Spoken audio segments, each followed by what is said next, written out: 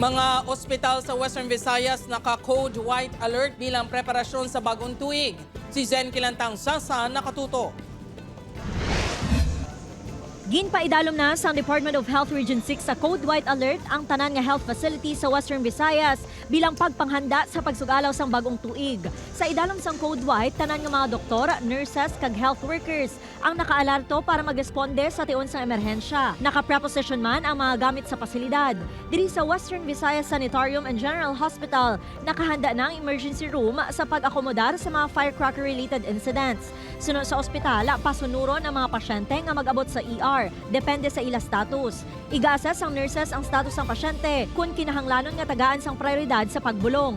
Kung sino ang daw putang tabi, ang daw threat to life, threat sa ilang sa ilang breathing or sa respiration nila, sila gid na yang unahon, no?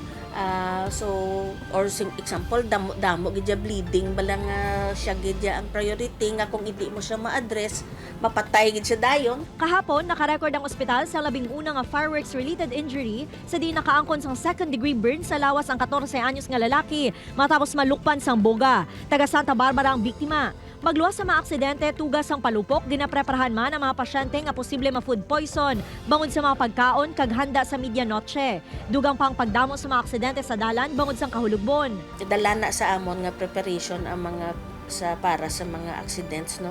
May ara man kita mga x-ray nga may ara naman kami nga x-ray, so in case nga may ara naman kami dayon CT scan, so prepared man ang amon nga radiologic department for diagnostics, no, sa mga ina nga case, and of course management of trauma. Ginapanugyanan man ang publiko nga maghalong kag kun mahimo likawan ang magpalupok. Upod kay Cirilo Randuque, Zen Kilantang Sasa, One Western Visayas.